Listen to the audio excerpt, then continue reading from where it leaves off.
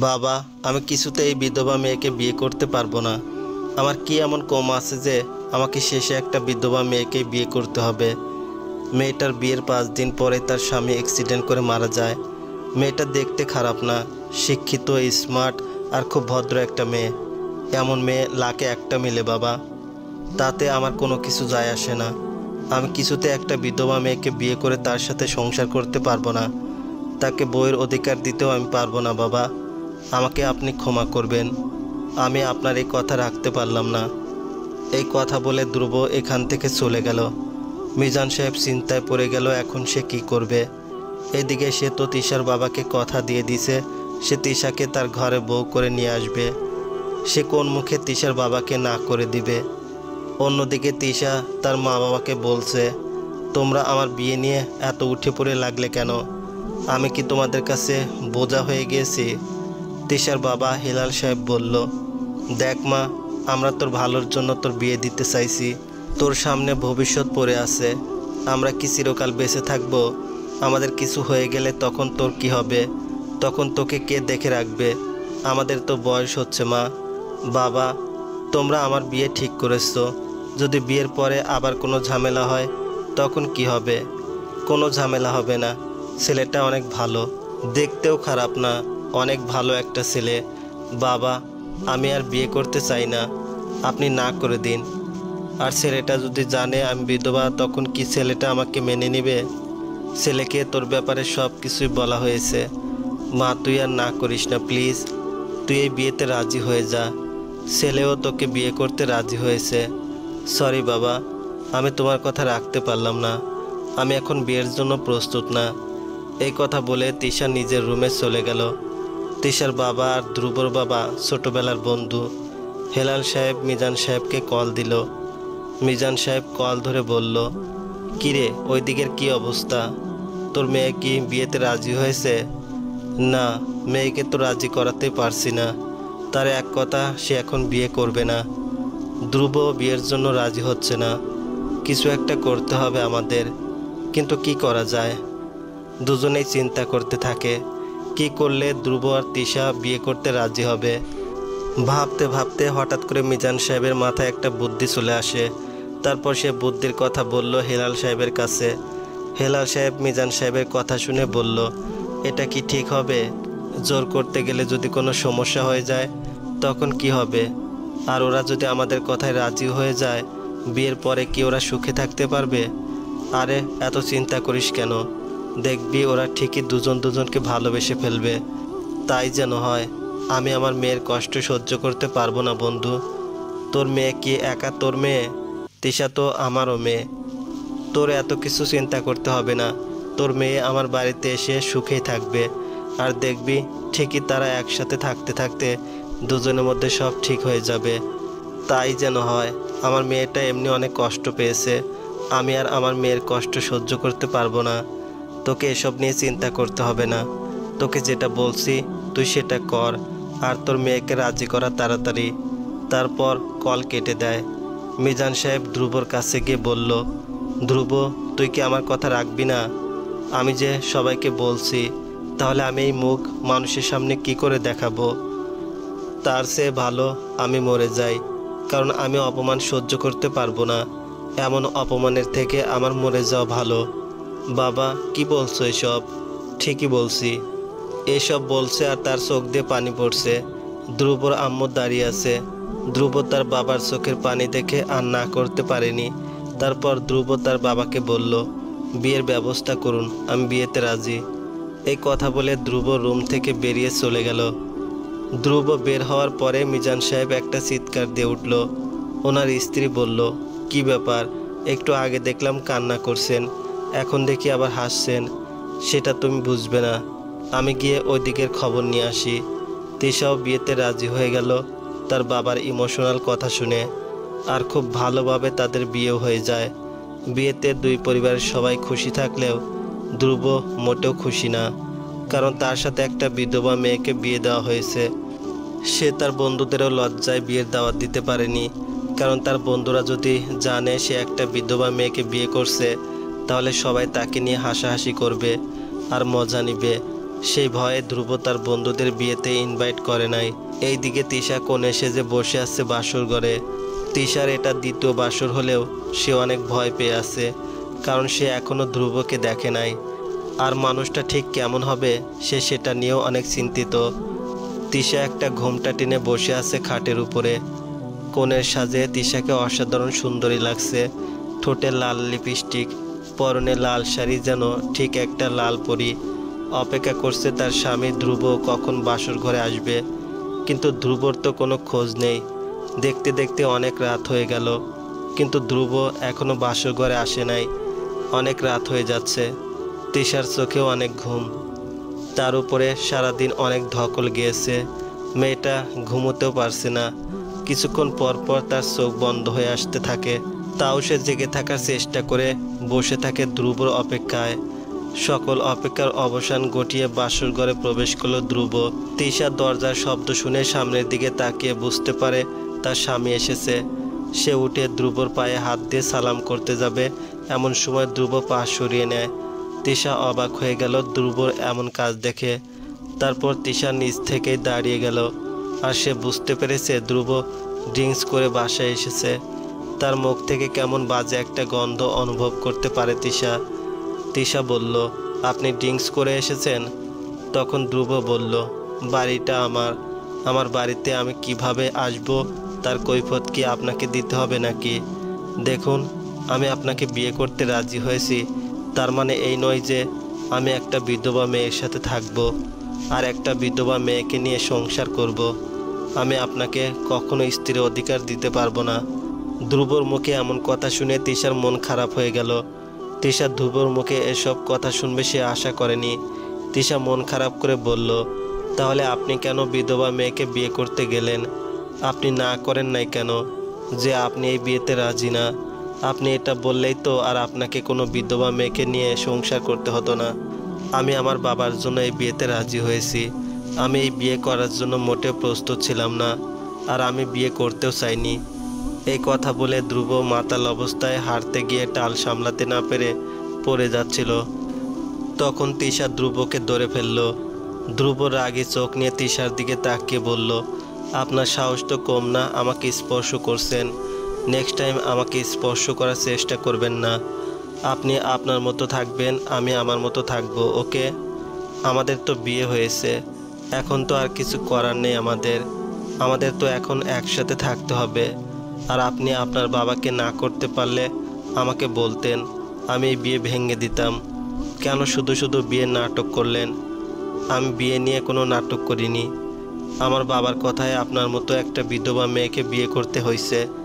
না হলে আমার কোনো ইচ্ছে ছিল না যে আমি শেষে একটা বিধবা মেয়েকে বিয়ে করব। আমার অবস্থা এতটাও খারাপ হয়নি। আপনি আমাকে বারবার বিধবা বলে অপমান করছেন। হা হা, আপনার কি অপমান বোধ আছে?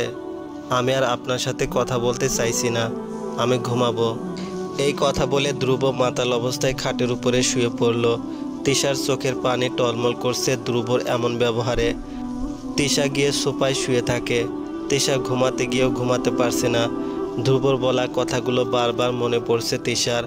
তিশা নিজের শাড়ির আঁচল দিয়ে নিজের চোখের পানি মুছে ঘুমিয়ে পড়ে। খুব সকালে ঘুম ভেঙে যায় তিশার। তিশা ফ্রেশ হয়ে এসে বসে থাকে। একটু পরে সে রুম থেকে বেরিয়ে দেখে তার শাশুড়ি রান্না করছে। তিশা তার শাশুড়ির কাছে গিয়ে সালাম করে বলল, মা আমাকে দিন, আমি রান্না করে দিচ্ছি। না মা, তুমি রেস্ট নাও। আর তুমি এত সকাল সকাল ঘুম থেকে উঠে আসতে গেলে কেন? ঘুম ভেঙে গেছে, আর আমি সব সময় সকাল সকাল ঘুম থেকে উঠে যাই।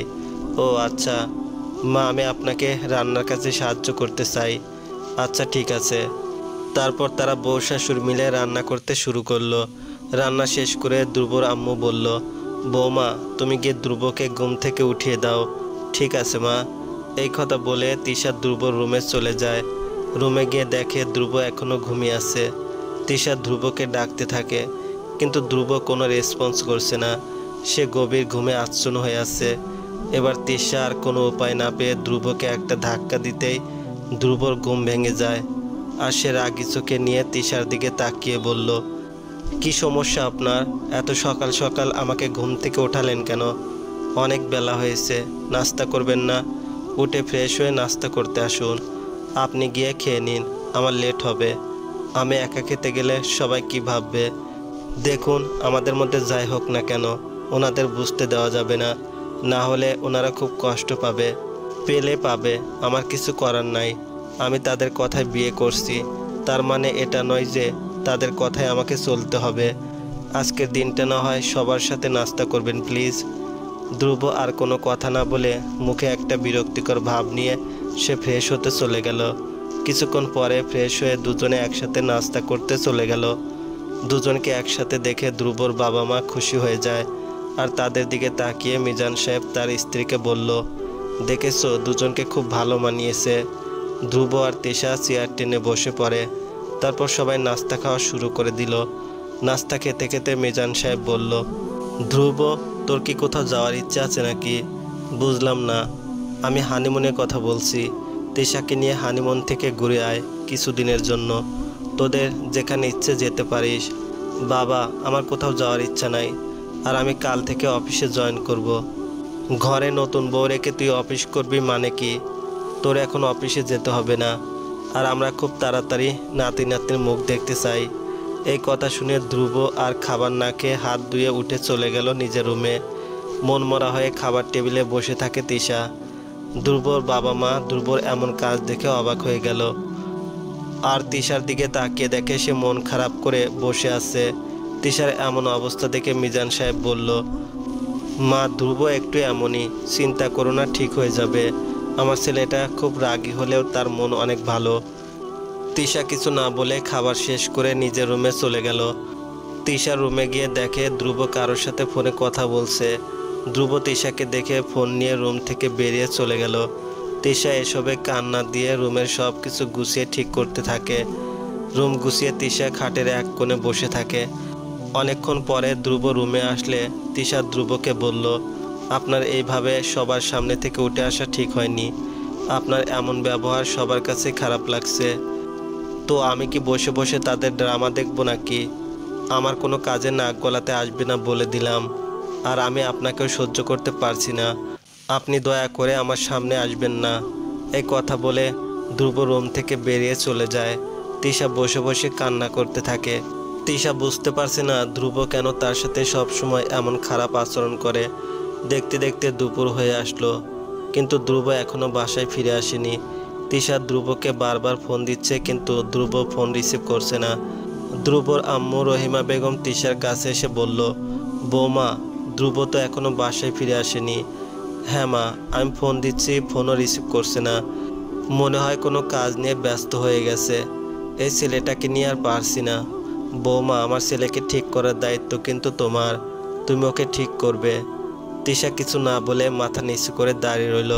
তিশাকে এইভাবে দেখে রহিমা বেগম বলল, তোমাদের মধ্যে কোনো সমস্যা হয়েছে নাকি?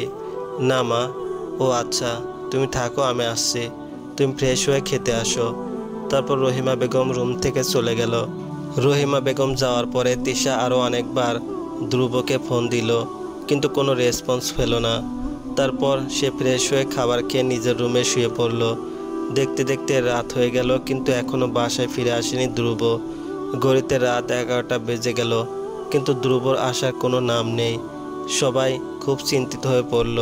তিশা তার শ্বশুর শাশুড়িকে বলল, আপনারা ঘুমিয়ে পড়ুন, আমি ওনার অপেক্ষায় থাকব। আপনারা এইভাবে রাত জেগে থাকলে আপনাদের শরীর খারাপ করবে। আপনারা গিয়ে ঘুমিয়ে পড়ুন। ধ্রুবর বাবা মা আর কিছু না বলে তারা নিজেদের রুমে গিয়ে ঘুমিয়ে পড়ল। আর তিশা দরজার সামনে দাঁড়িয়ে ধ্রুবর জন্য অপেক্ষা করতে থাকে। কিছুক্ষণ পরে দরজার কলিং বেলের শব্দ শুনে তিশা তাড়াতাড়ি করে দরজা খুলে দেখে ধ্রুব মাতাল হয়ে আছে, আর তার সাথে একটা ছেলে আর একটা মেয়ে দাঁড়িয়ে আছে। দুজনের কাঁধের উপর ভর দিয়ে আছে ধ্রুব। ছেলেটা আর মেয়েটা তিশাকে দেখে চিনতে পারল না। তিশা তাদের কাছে গিয়ে বলল, ওনার কি হয়েছে? ছেলেটার নাম জয়। জয় বলল, আসলে ও একটু বেশি ড্রিঙ্কস করে ফেলছে। ধন্যবাদ আপনাদের, আমি ওনাকে রুমে নিয়ে যাই এবার। মেয়েটা বলল, আপনি কে? আপনাকে তো এই বাসায় আগে কখনো দেখিনি। তিশা কিছু বলতে যাবে, তখনই ধ্রুব বলল, ও আমাদের বাসায় কাজ করে। তোরা এখন আমাকে আমার রুমে নিয়ে যা তো। কাজের মেয়ের সাথে এত কথা বলার প্রয়োজন নেই। ধ্রুব মুখে এমন কথা শুনে তিশা আর কোনো কথা বলল না। ধ্রুবর মুখে কাজের মেয়ে কথাটা শুনে অনেক খারাপ লাগে তিশার। তিশা কিছুক্ষণ ওখানে দাঁড়িয়ে থেকে রুমের দিকে চলে গেল। মাতাল অবস্থায় খাটের উপরে শুয়ে থাকে ধ্রুব।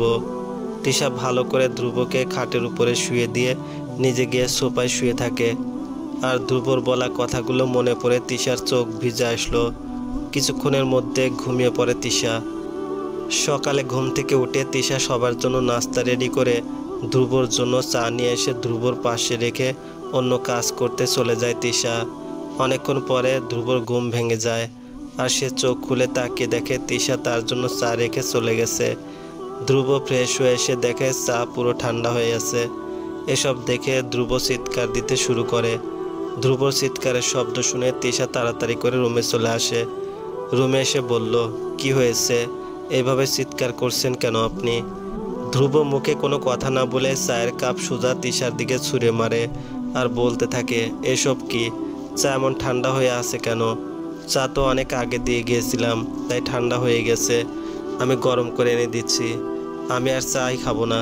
এই কথা বলে ধ্রুব নিজের ফোন বের করে ছাদের উপরে চলে গেল। তিশা নিজের রুম পরিষ্কার করতে থাকে। এমন সময় মিজান সাহেব রুমে এসে তিশাকে বলল, তিশা, ধ্রুব কোথায়? উনি তো ছাদে গিয়েছে মনে হয়। ও আচ্ছা, ঠিক আছে। আর হ্যাঁ শোনো। জি বলুন। তোমার বাবা কল দিয়েছে, সে মেয়ে আর মেয়ের জামাইকে তার বাসায় যেতে বলছে। তুমি আর ধ্রুব গিয়ে কয়েকদিনের জন্য ঘুরে আসো। এমন সময় ধ্রুব রুমে প্রবেশ করলো। ধ্রুব বলল, কোথায় যাওয়ার কথা হচ্ছে বাবা? তুই তিশাকে নিয়ে কিছুদিনের জন্য তিশার বাড়ি থেকে ঘুরে আয়। আমি যেতে পারবো না। উনি গেলে যেতে পারে, আমার কোথাও যাওয়ার ইচ্ছে নেই। তিশা একা যাবে মানে কি? নতুন বিয়ে হয়েছে তোদের, তোরা একসাথে যাবি। আমি আর কোনো কথা শুনতে চাই না।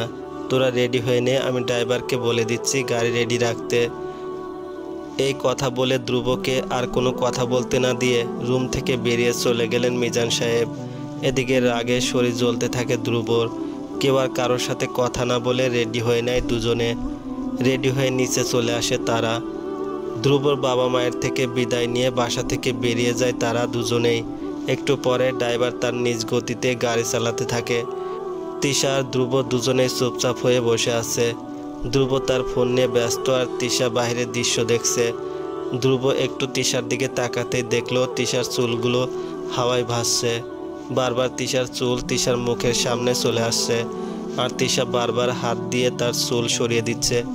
এসব ধ্রুব তাকিয়ে তাকিয়ে দেখছে। ধ্রুব যে তিশার দিকে তাকিয়েছে সেটা তিশা এখনও খেয়াল করলো না। একটু পরে ধ্রুব আবার নিজের ফোন নিয়ে ব্যস্ত হয়ে গেল। একটু সামনে যেতে তিশা ড্রাইভারকে বলে গাড়ি দাঁড় করালো। ধ্রুব বলল, এখানে গাড়ি দাঁড় করালেন কেন? আপনি গাড়ি থেকে নামুন, আপনার সাথে আমার কিছু কথা আছে। ধ্রুব আর কোনো প্রশ্ন না করে গাড়ি থেকে নেমে তিশার পিছনে হাঁটতে শুরু করে। একটু সামনে যেতে তিশা দাঁড়িয়ে যায় আর সে ধ্রুবকে বলতে থাকে, দেখুন, আমাদের সম্পর্কটা যেমনই হোক না কেন, প্লিজ আমার মা বাবার সামনে একটু অভিনয় করবেন, যাতে তারা না বুঝে আমাদের সম্পর্কটা ঠিক নাই। তারা যদি এসব বুঝে তাহলে অনেক কষ্ট পাবে। আমি চাই না আমার জন্য আমার মা বাবা কষ্ট পাক। সবার সাথে একটু ঠিকভাবে কথা বলবেন, প্লিজ আমাকে শুধু এইটুকু হেল্প করুন। ঠিক আছে, ধন্যবাদ। এবার চলুন, দেরি হয়ে যাচ্ছে। তারপর কেউ আর কোনো কথা না বলে গাড়িতে গিয়ে বসলো। তারপর ড্রাইভার আবার তার নিজ গতিতে গাড়ি চালাতে শুরু করে দিল। তিশা এখনও একটু ভয় পেয়ে আছে ধ্রুবর জন্য। কিছুক্ষণের মধ্যে তারা বাসায় পৌঁছে গেল। গাড়ির শব্দ শুনে তিশার মা বাবা বেরিয়ে চলে আসে তাদের রিসিভ করার জন্য। তিশা নেমে তার মা বাবাকে সালাম করলো। ধ্রুবও সালাম করতে যাবে এমন সময় হেলাল সাহেব ধ্রুবর হাত ধরে বলল, লাগবে না বাবা, দোয়া করি তোমরা সুখী হও। ধ্রুবকে সালাম করতে দেখে তিশা অনেক অবাক হয়ে গেল আর সে মনে মনে অনেক খুশি হলো। তিশা ভাবতেও পারেনি যে ধ্রুব তার মা বাবার পায়ে হাত দিয়ে সালাম করবে। হেলাল সাহেব বলল, তা বাবা তুমি কেমন আছো? হেলাল সাহেবের স্ত্রী বলল, আগে ওদের ভিতরে নিয়ে আসেন, দাঁড়িয়ে দাঁড়িয়ে কথা বলবে নাকি? তারপর সবাই মিলে বাসার ভিতরে চলে গেল। তিশার আম্মু বলল, তোমরা কথা বলো, আমি গিয়ে নাস্তা রেডি করে নিয়ে আসি। হেলাল সাহেব বলল, তা বাবা তোমার মা বাবা কেমন আছে? জি সবাই ভালো আছে। আপনার শরীর ঠিক আছে? বাবা। তখন হঠাৎ করে একটা লোক তাদের সামনে চলে আসে আর লোকটার নাম তুহিন। তুহিন তিশার মামা। তার আবার একটা সমস্যা আছে, উনি কানে কম শোনেন। তুহিন বিয়ের সময় আসতে পারেনি, তাই ধ্রুবর সাথে তুহিনের পরিচয় হয়নি। তুহিন এসে হেলাল সাহেবের পাশে বসলো। হেলাল সাহেব ধ্রুবর দিকে তাকিয়ে বলল, ধ্রুব বাবা, ও হচ্ছে তুহিন, আমার একমাত্র শালা, বিয়ের সময় আসতে পারেনি। ও আচ্ছা, আসসালামু আলাইকুম। তুহিন কোনো কথা না বলে মাথা নাড়িয়ে বলল, তো কেমন আছো জামাই? ভালো আছি, আপনি কেমন আছেন মামা? আরে না জামাই, আমি একটু আগে খেলাম, এখন আবার কি খাবো? তোমরা খাও, আমার খিদে নাই। তুহিনের কথা শুনে ধ্রুব হা হয়ে তাকিয়ে আছে। সে কি বলল আর উত্তর কি বলল?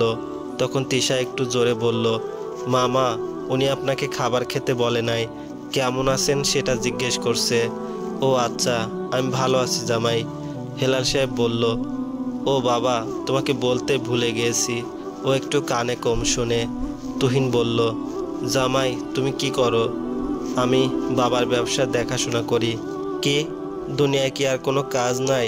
শেষমেশ আমার দুলাভাই একটা রিক্সাওয়ালার কাছে আমার একমাত্র ভাগ্নিকে বিয়ে দিয়েছে। হেলাল সাহেব বলল, কি বলিস তুই এসব? ও ব্যবসা করে সেটা বলছে। ও সরি বাবা, কিছু মনে করো না। তা তোমার বাসার সবাই কেমন আছে? ভালো।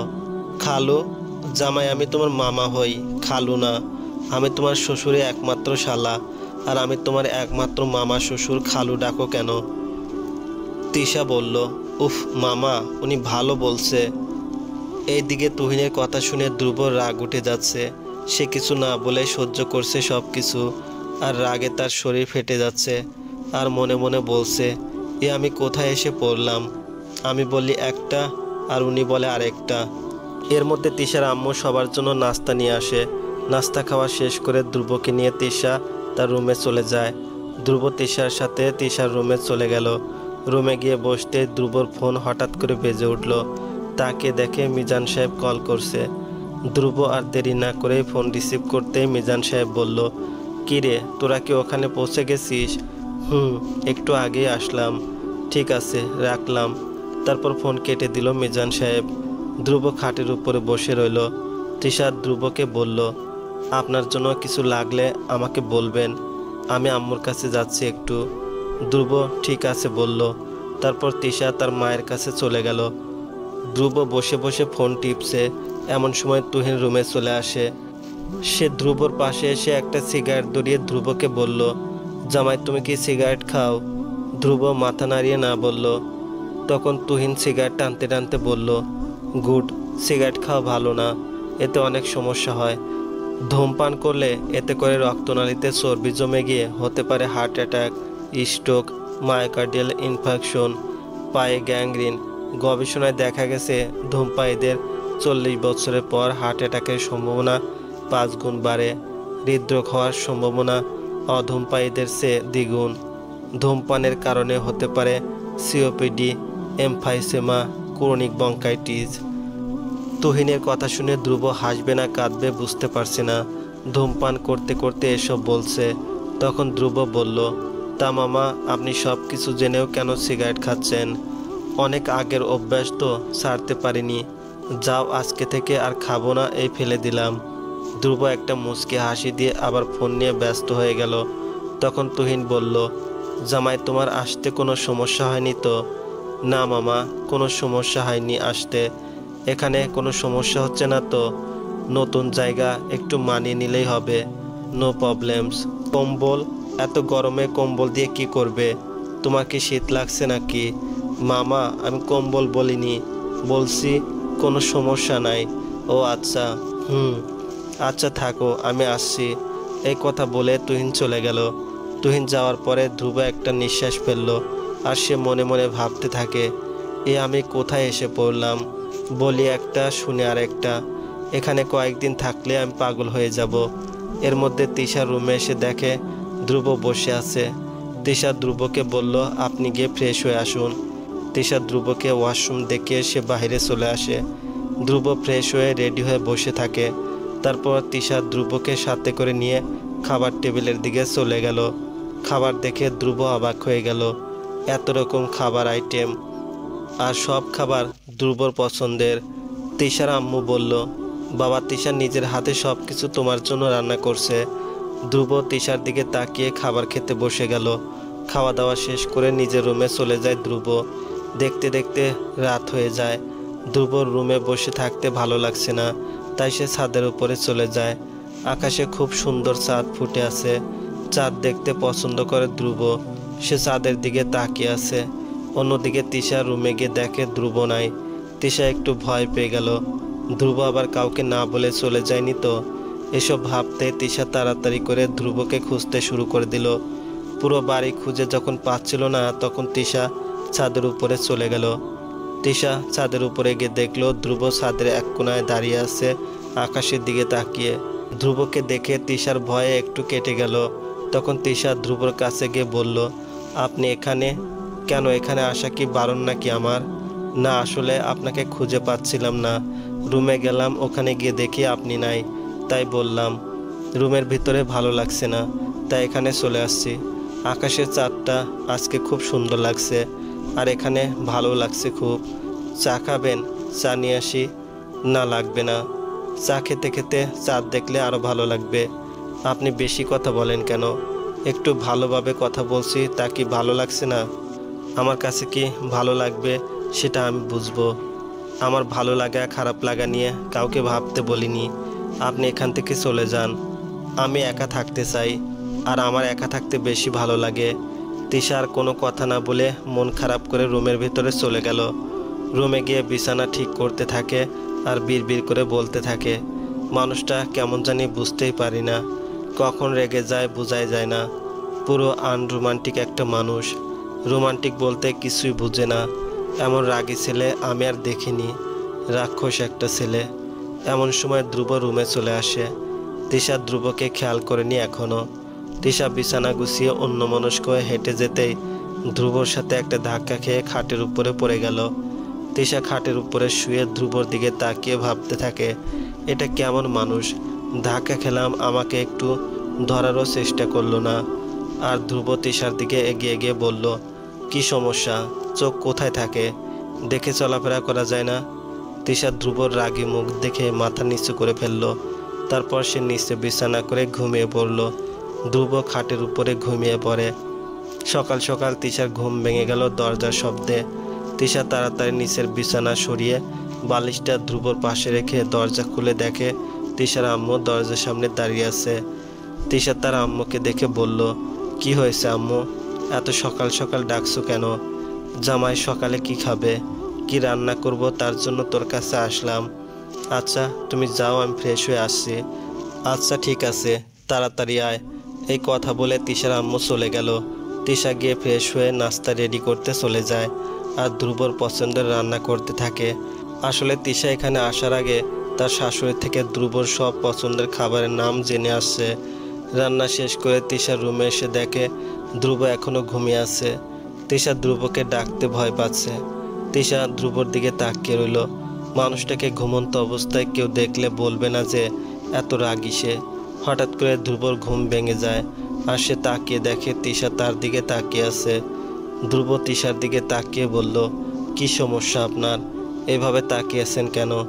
তিশার এখনও হুঁশ নেই। সে ধ্রুবর দিকে তাকিয়েই আছে। এবার ধ্রুব তিশাকে ধমক দিয়ে বলল, কি সমস্যা? ধ্রুবর ধমক শুনে তিশার হুঁশ ফিরে আসলো। তিশা আমতা আমতা করতে শুরু করলো। তখন ধ্রুব বলল, কিছু বলবেন? ফ্রেশ হয়ে নাস্তা করতে আসেন, সবাই আপনার জন্য অপেক্ষা করে বসে আছে। ঠিক আছে, আসছি, আপনি যান। তারপর তিশা দৌড়ে রুম থেকে বের হয়ে চলে গেল। একটু পর ধ্রুব ফ্রেশ হয়ে নাস্তা করতে গিয়ে সে চেয়ারের দিকে তাকিয়ে অবাক হয়ে গেল। খাবার টেবিলের সামনে গিয়ে অবাক হয়ে গেল ধ্রুব, কারণ সেখানে বসে আছে ধ্রুবর মা বাবা। তারা যে এখানে আসবেন ধ্রুবকে বলে নাই। ধ্রুব টেবিলের সামনে গিয়ে বলল, তোমরা কখন আসলে?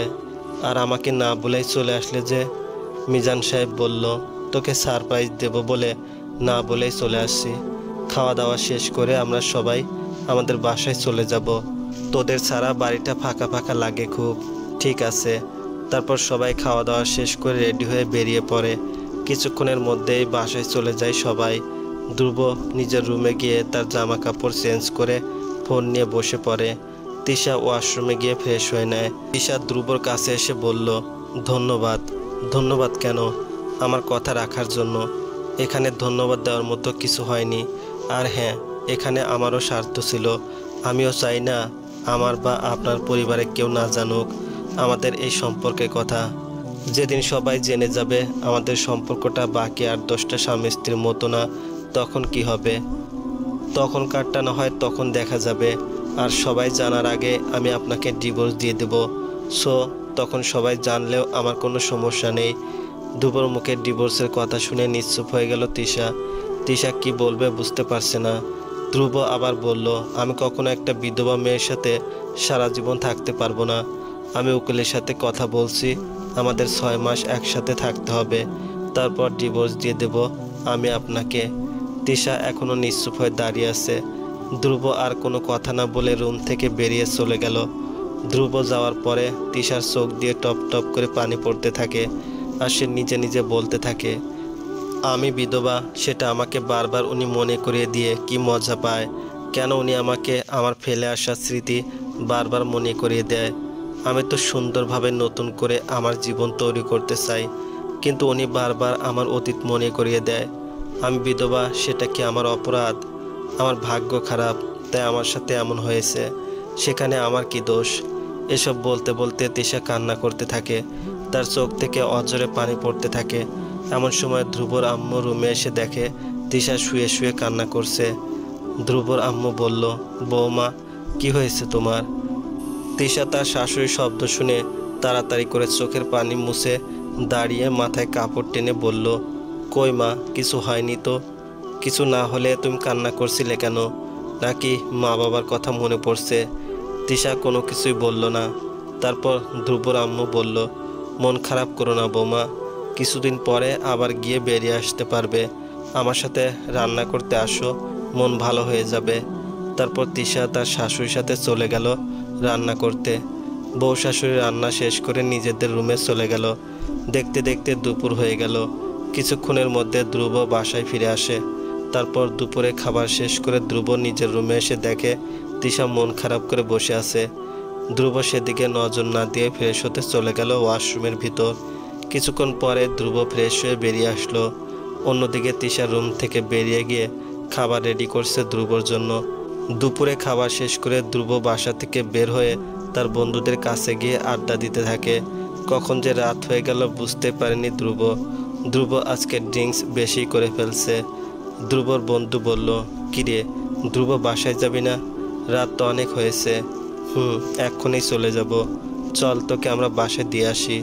তোর তো অবস্থা ভালো না, তোকে এত ড্রিঙ্কস করতে না করি, তাও তুই আমাদের কোনো কথাই শুনিস না। এই কথা বলে ধ্রুব একাই বের হয়ে চলে গেল। কিছুক্ষণের মধ্যে মাতাল অবস্থায় ধ্রুব বাসায় গিয়ে পৌঁছে গেল।